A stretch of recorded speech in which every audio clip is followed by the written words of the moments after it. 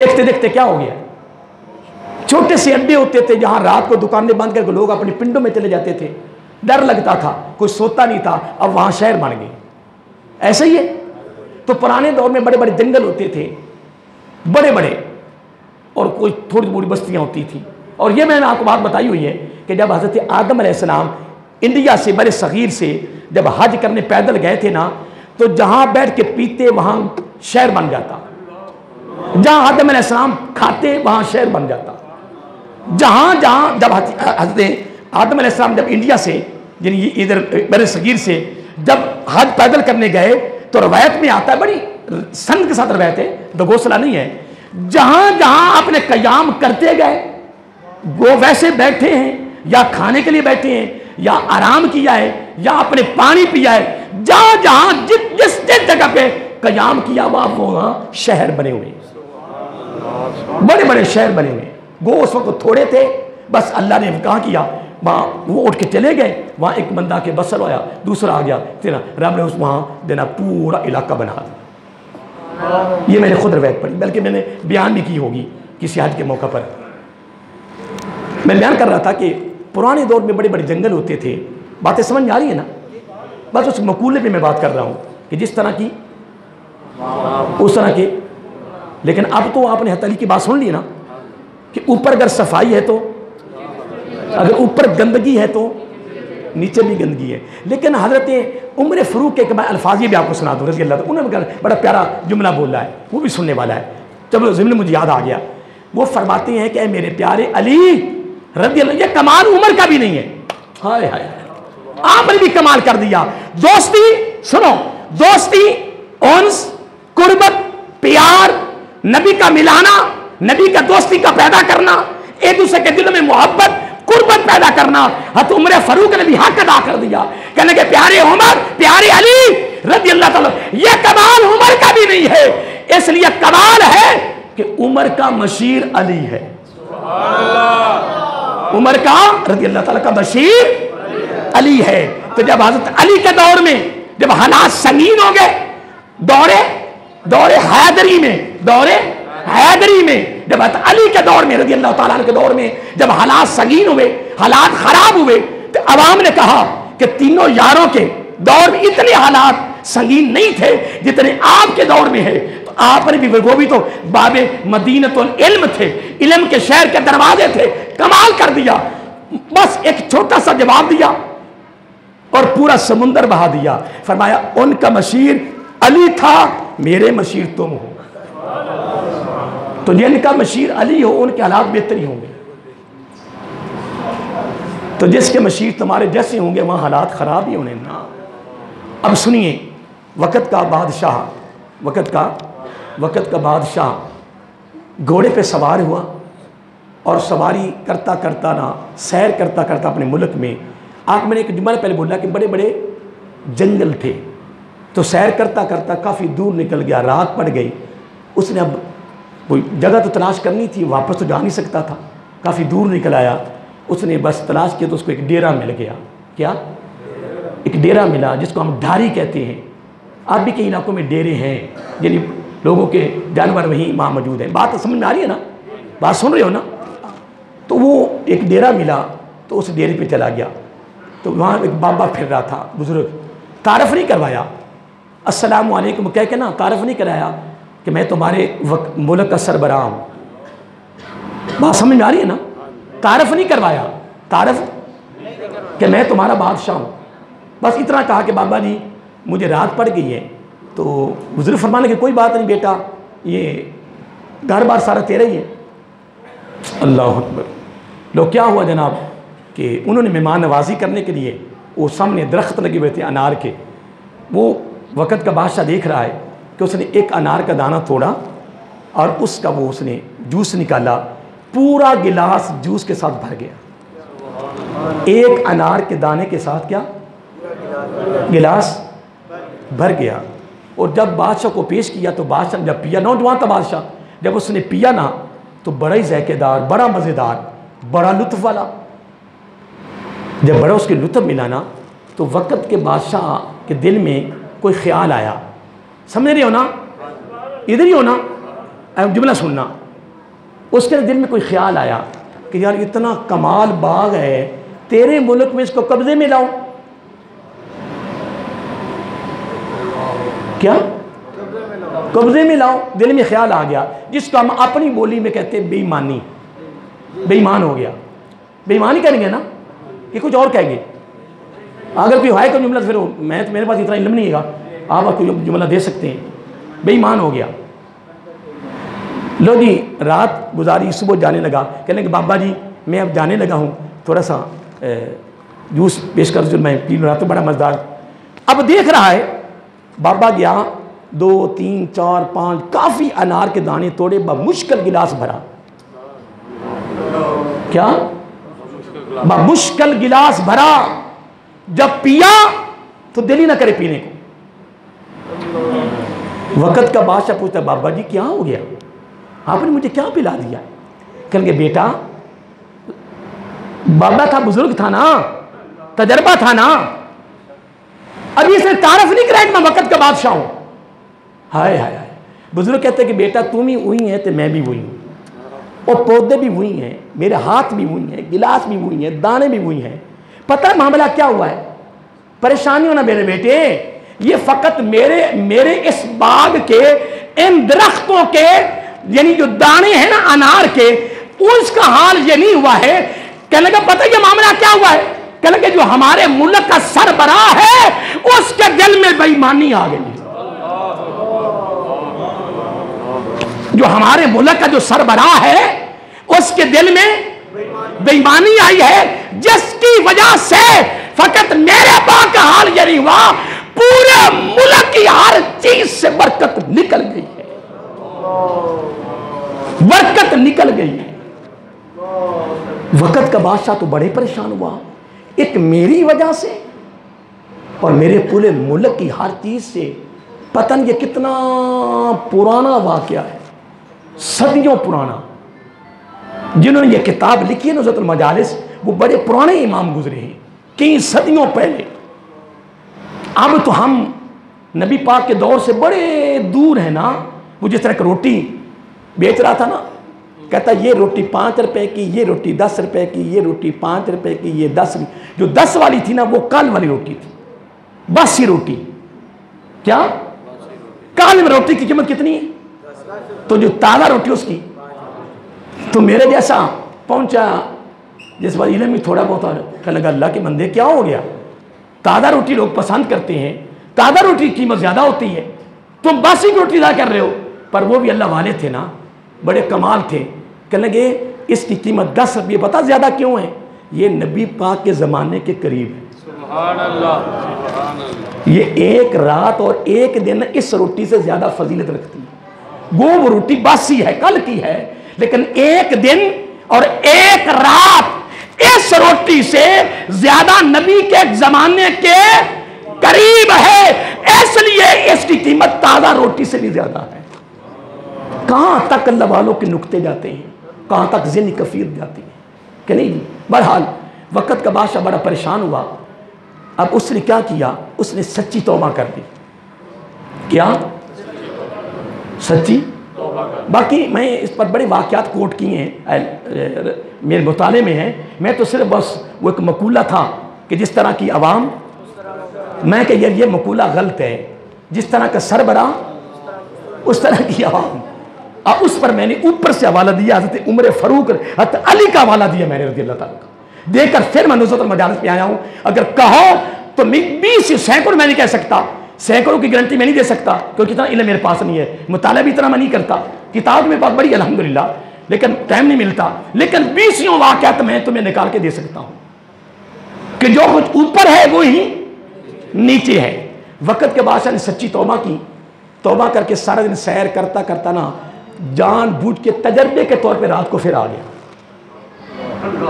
रात को फिर आ गया। जब आया कहने के बाबा जी अस्सलाम वालेकुम, तारीफ नहीं कराया कि मैं वक़्त का बादशाह हूँ। लो जनाब, कहते बेटा कोई बात नहीं, रात अगर पड़ गई कोई बात नहीं, वहाँ पर रात रहे। लो जनाब, वो ऐसा बादशाह बैठा है, फिर वो गया, उसका एक तरीका होगा, अमल होगा मेहमानबाजी करने का। उस तरह उठा, उसने गिलास लिया, अनार का एक ही दाना तोड़ा और गिलास भर गया। और जनाब वो कल वाले से ज्यादा मीठा था।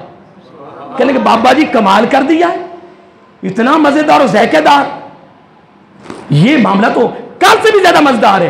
कहने के बेटे कमाल पता क्या है, तुम भी हुई है तो मैं भी हुई हूं, तो बाग भी हुई है, पता क्या हुआ है? हाय हाय, बाबा ने भी कमाल कर दिया। फरमाया पता क्या हुआ है? हमारे वक्त के बादशाह ने सच्ची तौबा कर ली। हमारे वक्त के बादशाह ने सच्ची तौबा कर ली है। अब वो तौबा करता गया है, जितनी बरकत निकल गई थी सारी बरकत अल्लाह ताला ने वापस भेज दी। अब मैं यहाँ एक वाक़या हज़रत इमाम हसन का ज़रूर कोट करूँगा रज़ी अल्लाह ताला अन्हु, अपना असूल बरकत के लिए। वो भी आपके अंदर कई लोग बैठे होंगे जो बड़े बड़े महकमों में काम करते होंगे, दफ्तरों में काम करते होंगे, तो हमारे साथ अल्लाह की मखलूक का काफ़ी रबत होगा, आप पर आपके साथ लोगों को काम पड़ते होंगे। उसके हवाले से बात करना चाहता हूँ कि 30-35 साल का अफसर साहब कुर्सी पे बैठा हुआ है और बाहर धूप पर लंबी लाइन लगी हुई है, और उनके जो चौकीदार होते हैं वही नहीं मान, वो चौकीदार पता नहीं कि मैं क्या पुत्र मारे इंशाल्लाह तू भब बबूगा ना, तेरा के कई भब के देगा चले गए जो तो इजराइल ने होना है ना, तो तूने ये बिखौरी देनी, तेरी सारा कुछ नीचे निकल जाना है। तू पता की समझी होता अपने आप, तिरंगे कहीं आए और कहीं गए, कहीं आए कहीं गए। फिरौन की लाश आज भी अजायब घर में पड़ी हुई है मिस्र में। रब दिखा रहा है कि ये वो था जिसके चेहरे को देख लोग कांप जाते थे। यहां तक कि मूसा अलैहिस्सलाम रब के करीमुल्लाह होकर भी जब तबलीग के सिलसिले में कुरान में सुतवा उठा के देखो सारा जिक्र मौजूद है। रब ने मूसा जाओ उसको तबलीग करो, वो हाथ से बढ़ गया है। मूसा अलैहिस्सलाम रब का नबी होने के नाते के लगा, रब मुझे केला ना भेज, मुझे केला ना भेज। वो अजीब अगला जुमला मैं नहीं इस्तेमाल कर सकता जो मूसा अलैहिस्सलाम ने कहा, क्योंकि मेरे लिए मुनासिब नहीं है, लेकिन जुमला मैंने आपको उसका पूरा निचोड़ दे दिया है कि नहीं वो बड़ा अजीब बंदा है, वो बड़ा, तो मुझे अकेले ना भेजो, मेरे साथ कुछ साथी भेजो। समझ गए ना? मूसा अलैहिस्सलाम को भी ये कहना पड़ा, इस तरह की वो शय थी। आज भी बड़ी बड़ी बुलावा, आज भी बड़ी बढ़िया बुलावा पैया ने, तो मैं क्या बुलावा ना बनाओ, तुम्हारी बुलावा निकल जानिया ने, अन करीब मनो के मान मिट्टियों के अंदर तो नीचे जाओगे इंशाअल्लाह। तुम्हारी कब्र में फातिहा खाने करने किसे नहीं जाना। किसी कब्रस्तान में मुझे जाना पड़ा, मैंने जनाजा पढ़ा, हाई लेवल का वो कब्रस्तान था, तो सलेटें वहाँ माशाअल्लाह बड़ी बड़ी कमाल लगी हुई थी, रिटायर कर्नल रिटायर जनरल फलाना फलाना पता नहीं की लिखा आया। मैं फिर एक साइड से खड़ा सी, मैं कहे तो थले जो होंदा पे तेरे नाल होंदा पे है, ये तो तू भुगत अगा, ये ओहदे ओहदे सारी दुनिया थी सी, हुण अगा ओहदा नहीं है। ये तो हज़रत फातिमा तू ज़हरा सलामुल्लाह है, अगर उन्होंने कब्र उतारा जाए तो हज़रत अबू ज़र गफ़ारी रज़ी अल्लाह तआला अन्हु बड़े जोश में आ गए, कहने गए कब्र तुम्हें पता तेरे अंदर कौन हस्ती आ रही है? हसन हुसैन की वालदा आ रही है, हज़रत अली की बीवी आ रही है, नबी की बेटी आ रही है। कब्र ने कहा मौला मुझे भी कोई इजाज़त दे दे। फिर कब्र बोल उठी, उठाओ किताबें, कब्र बोल उठी, कहने लगी अबू ज़र जोश ना दिखा, हसन ने सब की यहाँ कोई बात ना कर, मैं तो अमलों से मुझे गरज है। ये कब्र बोली मुझे अमलों से गरज है। तो जो हस्ती गई कब्र के अंदर, मेरे आका की साहबजादी और साहबजादी ने भी खुदा की कसम अपने अब्बा जान की एक अदा को अदा करके फिर कब्र में गई, और फिर शर्म और हया की इतनी पैकर थी, फरमाया अली मेरे सर के ताज, रात के अंधेरे में जनाजा लेके जाना, और फिर मेरी चारपाई तरीके रात की तरीकी में जाए, इतना पर्दा था, इतनी शर्म और हया की पैकर थी, खुदा की कसम। फिर रात की तरीकी में जनाजा जाए, फिर साथ पत्थर रखे जाएं, पत्थर फिर भी रखे जाएं, किसको इतना भी महसूस ना हो कि जिस्म वजनी था या हौला था।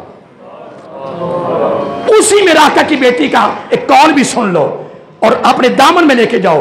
फरमाया सुनो, जिस घर में, जिस घर की चार दीवारी में औरत अपने सर से दुपट्टा ना उतारे, सुन रहे हो?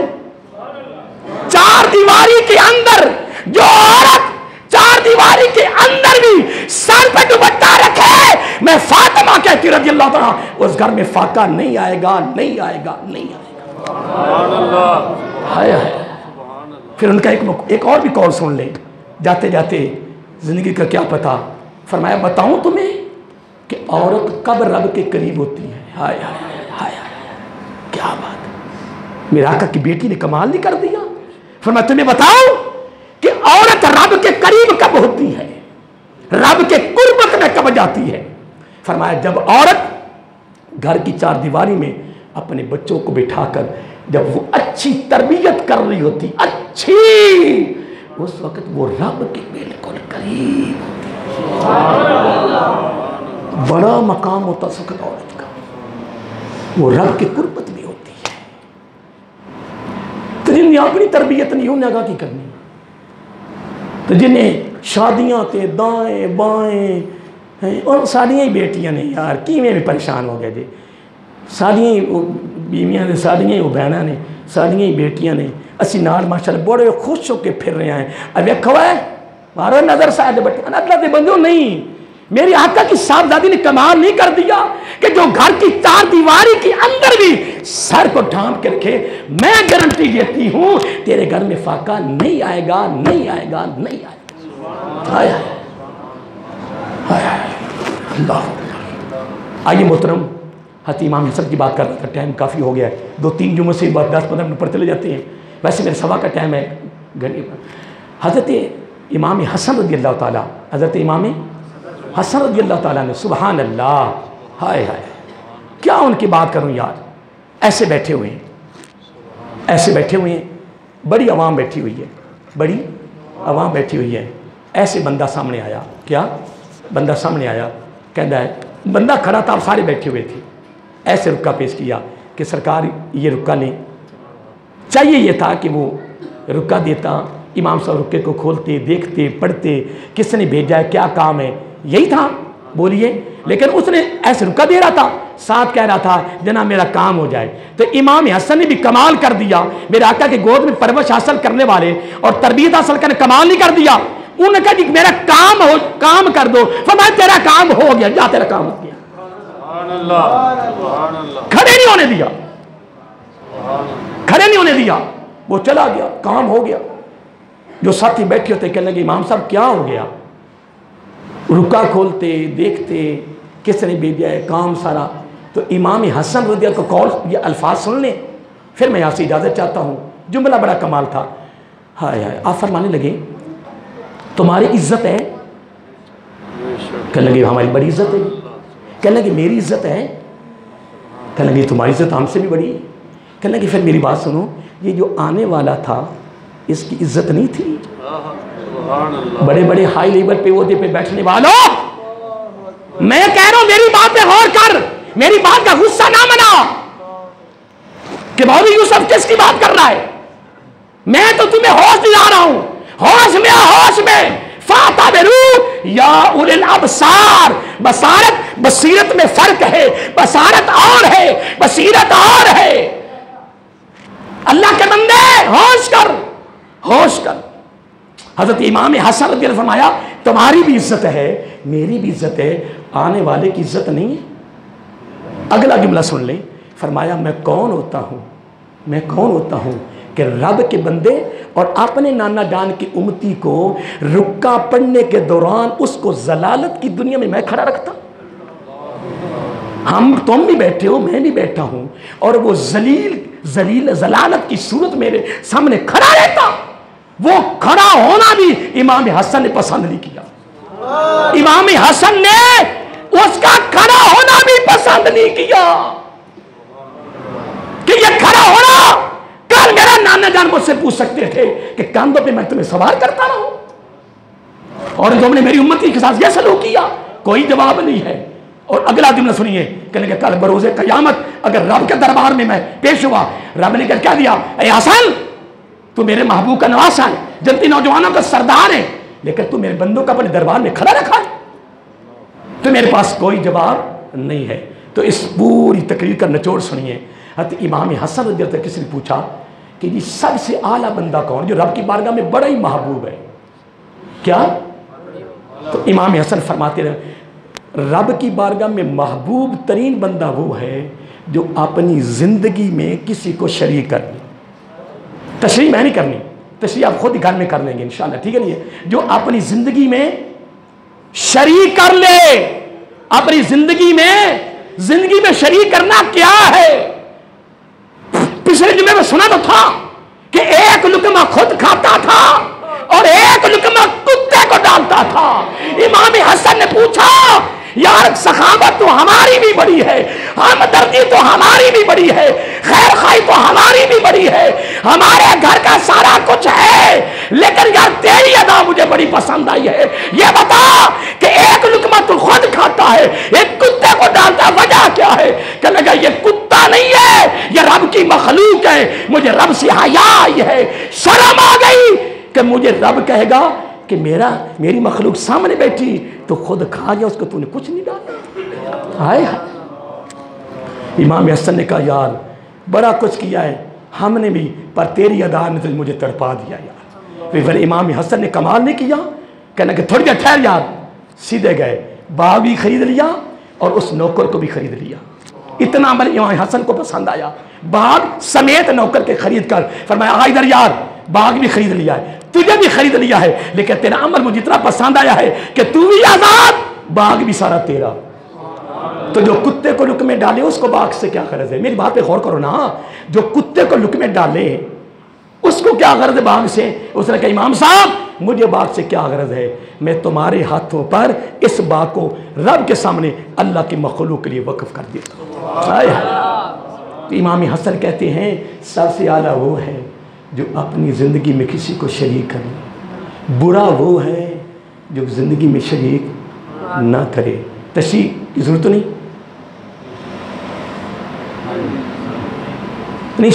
अगर ज़रूरत मैं कर दे तो तशरीह कर देता हूँ, लेकिन जुमला मैंने आपको दे दिया है कि इमाम हसन फरमाते हैं, आला आला वो है, आला वो है उन जिन्हों अपना पेट ही नहीं भरदा पिया, वो किसकी शरीक करेगा? समझ गए ना? जिसका अपना पेट नहीं भर रहा वो किसी को क्या शरीक करेगा? शरीक वो ही करेगा, शरीक बोलिए, शरीक वो ही करेगा कि जिसके दामन में फकत कुरान कह रहा है, वह मन काना, क्या मन काना युरीदो हर सल आखिरा नज़िर रफ़ी हर से ही, जिसकी ताक आखिरत पर है हम अजाफा करते हैं, तो वह मन काना युरीद हर सल दुनिया, जिसकी फकत ताक दुनिया की गरज है, फरमाता नौत ही मिनहा, फिर हम उसको थोड़ा सा हिस्सा देते हैं, थोड़ा सा। पूरी दुनिया का सबसे अमीर तरीन बंदा भी है ना, तो रब ने कहा उसके पास जो माल है ना, उसको ये ना समझे बड़ा माल, फरमाया नौती है वो थोड़ा सा है, आखिरत के मुकाबले में थोड़ा सा है। मेरी बात पे गौर नहीं कर रहे, समझ बात आ गई कि नहीं आई? पूरी दुनिया का अमीर तरीन बंदा भी है ना, तो रब ने कहा उसको ये ना समझो कि वो बड़ा अमीर है, फरमाया नुअती ही मिनहा, दुनिया का थोड़ा सा हिस्सा उनको दिया है। लेकिन अगर दुनिया की गरज है तो रब ने फरमाया फिर मेरा भी फैसला सुन लो, दुनिया में थोड़ा सा दूंगा, कितना थोड़ा सा दूंगा, वह मालहू फिल आखिरत मिन नसीब, आखिरत में उनका कोई हिस्सा नहीं, उनका कोई। मेरे आका ने फरमाया एक दिन ऐशा सदी कर दिया, ऐशा मुझे तो कोई गरज नहीं दुनिया से। आका वो कैसे? फरमाया मेरे रब ने जिब्रील को मेरे पास भेजा, किसको? कि मेरे महबूब से पूछो, मेरे महबूब से पूछो दुनिया या आखिरत। मैंने कहा मौला मुझे दुनिया से कोई गरज नहीं, मेरा सब कुछ आखिरत में रख दे। फरमाया ऐशा मैं तो सारा कुछ आखिरत में रख दिया है, आप भी सारा कुछ आखिरत से। बहरहाल अल्लाह की बारगाह में दुआ, टाइम काफ़ी हो गया है, दुआ कर लेता।